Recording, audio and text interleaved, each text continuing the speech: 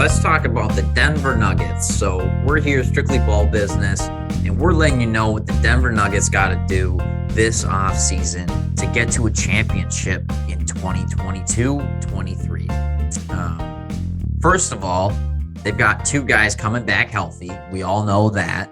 At least we're hoping so with MPJ and Jamal Murray, that things are going to be, back to the same, maybe improved when they come back in terms of what they were when they left. Outside of that, this is a team that's got some good young talent on the fringes, like Monte Morris. I like a lot. Will Barton is a great veteran scorer, and Bones Highland. Bones Highland, great rookie this last season. So I think this is a team that can most definitely get a top 3 seed next year. I don't think that should be out of the question at all. They should be gunning for number 1. Mm-hmm. And, what do you think it's going to take for them to get there? So first off, like you said, the All-Stars got to be healthy. They're getting their 2 and 3, second and third scoring options back. They're certainly going to help. I mean, Jokic did everything he can last season, and he took them pretty far. Like, if that's what your star can do without your second and third best player, kudos. That's great. So I really don't think they have to do much. However, I do have a trade down here that is more suggesting, because they did struggle with defense. They don't have an elite defender out there. Granted, Aaron he's a really nice defender. I'd say he's a plus defender. Definitely, he's not what he used to be in Orlando, where he just didn't care. He locks in, and that's what they pay him for, is on that end, is to be that defensive leader that to play. I don't think he's capable of being a defensive leader like a Horford, Pat Bev, Draymond Green. He's not on that level. Certainly, maybe like in 5 years when he's in his 30s, maybe that's possible, especially if he keeps this trajectory. But I see them as very much having like a run it back type season, where they're like, keep the roster. We're just going to see what happens. We have both our 2 stars healthy, which you can't really complain about if they've gotten as far as they can. So I'm with that. I mean, they went to how second round in the bubble when Jamal was healthy. Yeah, I think so. They didn't make it to the conference finals, I don't think. Oh, okay. So second round, and they pushed that. I think that was the Clippers team. They pushed that Clippers team back to back. They were killing the Trailblazers. They're always there contending. They're never an easy win in the playoffs, right? Even this year without them. So I think they'll do fine. I do think Will Barton's a great vet to have. He's just getting older, and I think you can pull, now that you have your 2 stars back. He was really nice to have this season, because he can go out and give you 20 points a game every once in a while. I mean, he averaged 15 this year on 5 and 4. So he was pretty fine, but only 43%. I think he can get you those, not far off from those numbers, even with the guys coming back. And I think that will be a lot more enjoyable, because it'll be in a different role for him. Right. I do like to see him them lean more into going out and getting that an elite defender that can go out there and be a dog under the right coach. Absolutely. That's what I like agree. To see them have. I agree. Especially if you have the flexibility, offensive flexibility, like they will have with those 2 coming back. Yeah, I agree. Someone who I want to mention that they should go after is Gary Payton II. I think someone who's not going to cost a ton of money, who, you can throw enough money at to pull away from Golden State. And he would help them so much in my mind, because Aaron Gordon helping out a lot defensively in terms of the bigs. Obviously, they could maybe use a guy a little bit bigger than him, but at least in terms of small ball, he's going to be just perfect for most situations. But you need someone at the guard position that knows what they're doing. Oh, yeah. And all being said, Jokic has stepped up and been a better defensive player, where he's no longer a liability like he was a few years ago.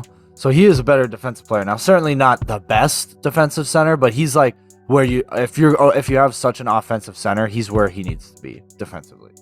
But they still have a great bench, assuming both J. Michael Green and Jeff Green, except they have player options. I don't see them declining it. It's like $6 million for Jeff Green and $8 million for J. Michael. I see them both accepting. I don't see them getting more anywhere else. I think they'd be dumb to decline their player option. I'm assuming they're both coming back. Plus, you still have Monte Morris under contract. Your bench is still there, and you're still a pretty deep team, which is super nice. But I think they should be calling up the Spurs. And the trade I have is sending over only Will Barton and you get back Josh Richardson and Trey Jones. Mainly, you're getting Josh Richardson actually earlier this season when he was with the Nuggets had probably his best shooting season we've had. I mean, earlier this season with the Celtics. Sorry, he's probably had the best shooting season from three he's had this season. He's really improved on that, and he's always been a good defender, a great defender like that. So I think he would be really nice to insert into that, much like what Gary Harris was supposed to be. But then Gary Harris fell off really fast, and that's why. And so Aaron Gordon came in. So I think that would be nice. Plus, you get some young talent like Trey Jones. It might be a little redundant with Bones Highland and Zeke Naji out there, but still, it's always nice to have that little bit of depth. Yeah, no doubt. I think that would be good. I'd love to see them take a swing at bringing in their old best friend Jeremy Grant somehow.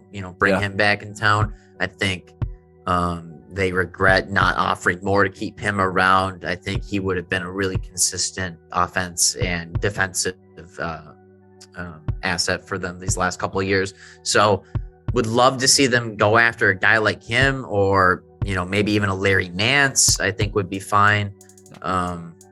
Really guys like obviously Larry Nance and Jeremy Grant not on the same level, but depends on how much Nuggets want to give up, right? But I think they need to get some guys that are hustlers, some guys that are known for working their tails off, and get them in the fucking building. Oh yeah, no, definitely. And I like I said, there's a lot of defenders out there that they can even pick up in free agency. We got Nick Batum is actually really interesting. I think they can get him out there. He'd be a super nice vet to have. Obviously, he's a great rotation player. He's still reliable and functional for the Clippers last year. So I think he can, even if he gets close to that, he'll be valuable for this team. I do. Yeah, I agree.